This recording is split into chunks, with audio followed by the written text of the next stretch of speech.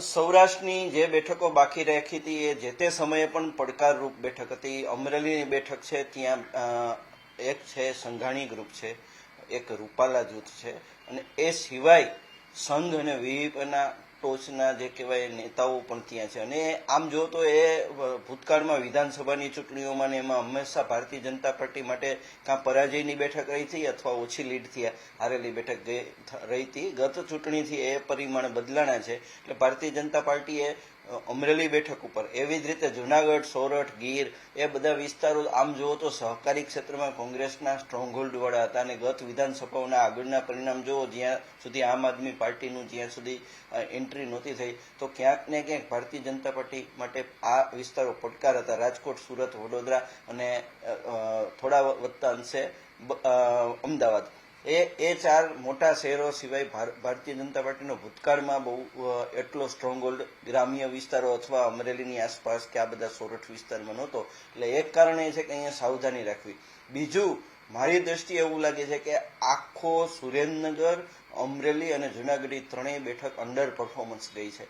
કોઈને કોઈ કારણોસર એને કારણે પાર્ટીએ એ બાકી રાખેલું હતું. હું તમને બેઠકવાર વાત કરું તો અમરેલીની બેઠકમાં લગભગ 20 દિવસ પહેલા ત્યાંના સ્થાનિક ડોક્ટર ગજેરા કરીને નેતા છે, જે વિશ્વ હિન્દુ પરિષદ સાથે સંકળાયેલા છે અને વેલ કનેક્ટેડ એ વિસ્તારમાં છે, એમને હાઈકમાન્ડે બોલાવેલા અને એમને બેઠક માટે પૂછેલું તો એમણે કીધું હતું કે મારી ઉંમર થઈ ગઈ છે, મારે ચૂંટણી નથી લડવી, પણ તમે પરિવાર સિવાય એટલે સંઘ અને વિશ્વ હિન્દુ પરિષદનું જે લોકો કનેક્શન ન ધરાવતા હોય એવા લોકોને ટિકિટ ન દેતા. બીજું, પરિવારવાદમાં ક્યાંક ને ક્યાંક એમનો આડકતરો ઇનકાર હતો. તો આવા સંજોગોમાં આ ટિકિટ આપવા માટે સૌથી મોટો પડકાર છે. અને બીજું, તમે જુઓ તો જે બેઠકો સૌરાષ્ટ્રની 3 બેઠકો સિવાયની બેઠકો ડિક્લેર થઈ અને ગુજરાતની જે બેઠકો જાહેર થઈ, એમાં ક્યાંક ને ક્યાંક એવું છે કે વિથડ્રોલ આવ્યું છે. બરોડાની બેઠકની આપણને ખ્યાલ છે.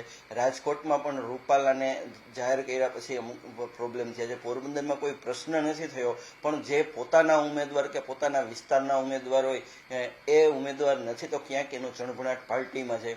આવા સંજોગોમાં પેચ અટવાણું છે. તો સ્વીકૃત નેતા અને જે 5 લાખની લીડની વાત કરી છે, એક તો જ્ઞાતિવાદી ગણિત છે. સુરેન્દ્રનગરની બેઠક છે એ સામાન્ય રીતે કોળી સમાજની બેઠક ગણાય છે અને અહીંયા ઓબીસીની બેઠક છે, જુનાગઢની બેઠક છે. તો ચુડાસમાને રિપીટ ન કરવા એ જે વાત છે, એની વચ્ચે સર્વ સ્વીકૃત કોણ, જ્યારે એ વિસ્તારમાં સૌથી વધારે ભાંગફોડ થઈ છે.